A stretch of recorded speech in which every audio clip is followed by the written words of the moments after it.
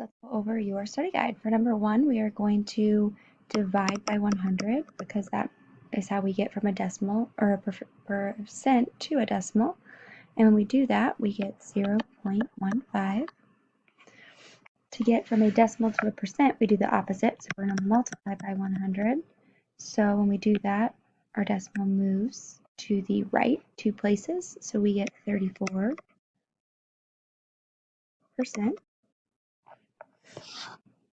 For number 3, we need to take our top, so it's top divided by bottom. And so we're going to divide 3 divided by 4. So 3 divided by 4 gives us 0.75. But we want a percent, so then we need to multiply that decimal times 100, and we get 75%.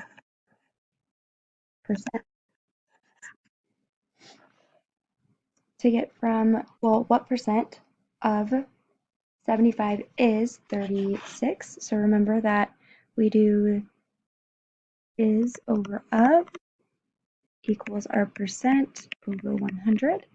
And so is 36, so 36 goes on top of 75. 75 goes on bottom. We don't know our percent, but we do know it's over 100. So we're going to multiply, and we get 3600.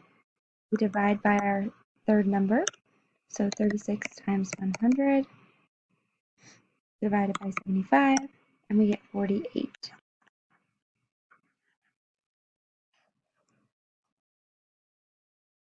So our percent was 86 of 50, goes on the bottom, that's our W. We're looking for A, so we're going to multiply, and we have 50 times 86.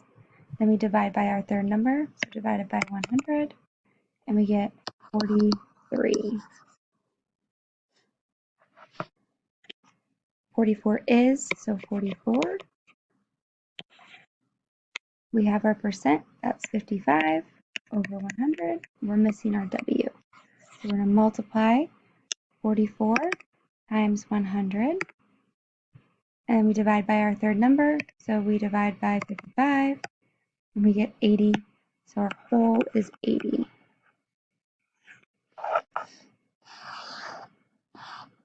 Find the percent of increase from 58, that's our old. We started with that. Our new is 83.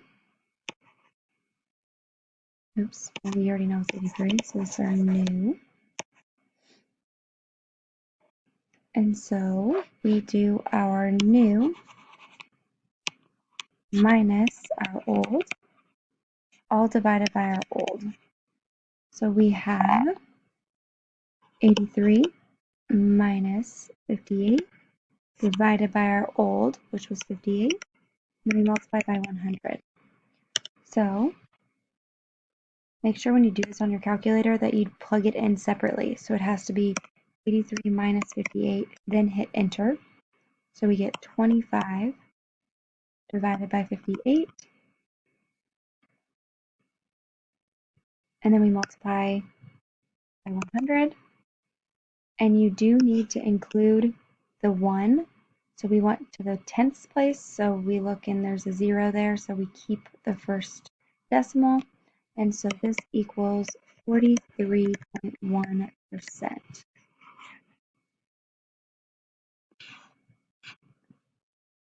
So for this one, find the percent decrease from 87, that's our old, to 16, that's our new. And so we want to round our answer to the nearest tenth of a percent. So I'm going to plug that in, and I get 87 minus 16 all over 87. 87 minus 16 is 71 over 87. So I'm going to do 71 divided by 87. And we then have to multiply by 100. Messed that up, sorry. So 71 divided by 87 times 100, and we get 81.6. 81.6%. And if you look at our hundredths place, that's a 0, so then we're going to keep the number in front of it. So that's 81.6. Yes, you need the 6. All right, estimate. You estimate that there is 75 marbles in the jar, so that's our estimation. When really there are actually 82. And so we're going to use actual minus our estimate, all divided by our actual, then times 100. So we're going to do 82 minus 75 all over 82. So 82 minus 75. Remember, we have to hit enter first. And then we're going to divide that by our actual, which was 82. And then multiply that by 100.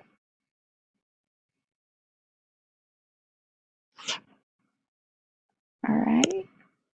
So when we subtracted, we got 7. We divided by 82. And then we did times 100.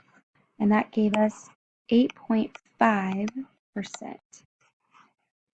That 3 is smaller than 5, so the number in front in the tenths place does not change, so we just keep it as 8.5. The reason that we have like a squiggly line here is because there's a bunch of decimals underneath it, or there's a bunch of numbers after our tenths place, so it's not accurately or exactly 8.5, it's just about 8.5, so that squiggly line that looks like an equal sign it means about, so it's about 8.5%. All right, so find the sale price of $90 of a $90 item after a 50% off discount. And so whenever it says sale price or find the sale, that means we have to find our A. So we have A over our original price of 90 equals 50% over 100. And so I am going to cross multiply, and I get 4,500, and I'm going to divide by 100, and that gives me 45. Don't forget, when we have a discount problem, we have to subtract. So we have to do 90 minus 45, and that happens to equal 45. It won't be like that on your test because it won't be exactly 50%. So make sure that you know how to do that. So make sure you remember the steps of subtracting your answer by your original price. So a 90 minus 45 gave us $45. So that's the new price of our item. Whenever we have find the original price, this is our W because we don't know what it used to be. And so we do know that our sale price is 76. There is one step we have to do before we can plug in our percent. So this is not the percent that we use. We know the sale price. That means we already subtracted the 20% from it. And so we're going to take 100% and we're going to subtract the 20% that we already know we took from it. And we get 80%. This is our P.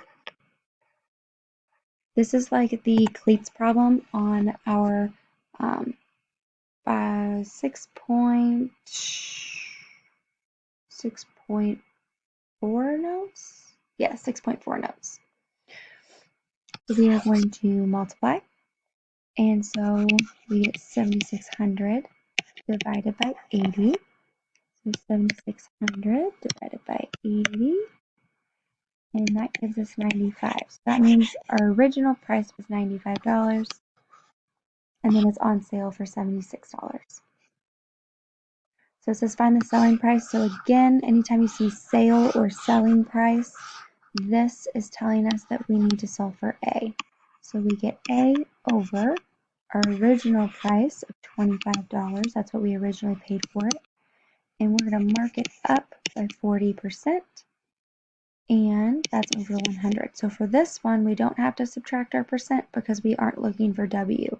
Whenever we look for W, we have to do that extra step of subtracting by 100.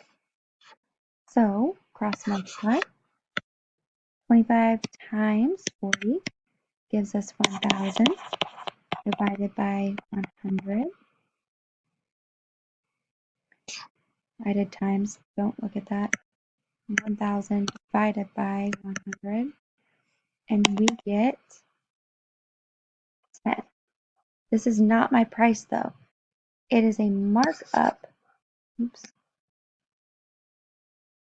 So we are going to add, remember we see markup, so we have 10 plus our price that we paid for it, and we get 35. So we're going to buy it for $25 and then sell it to somebody else for $35 to make a profit.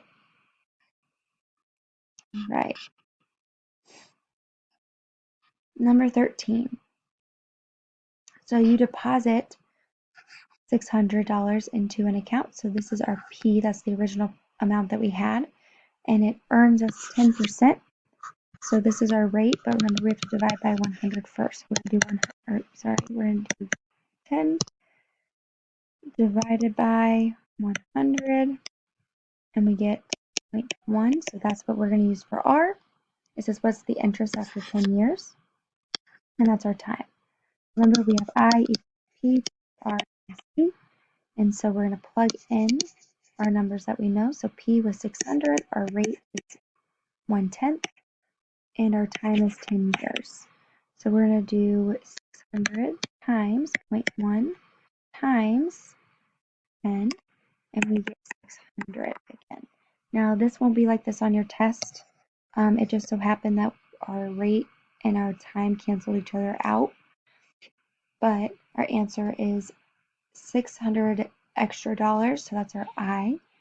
And when it says what's the new balance, it's asking how much did I have at the beginning. I had 600 in my account, and now I'm going to add the extra money that I just earned for keeping it in the account. So I got an extra $600, and so now in my account I have $1,200.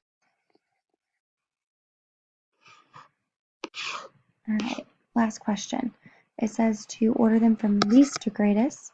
So I'm going to turn them all into a percent because I think it's easier to see which number is bigger that way. So this one's already a percent, so I'm going to keep that one as is. To turn a fraction to a percent, I'm going to divide by 5. 1 divided by 5, and I get 0.2, and then times that by 100 to get my percent, and I get 20%.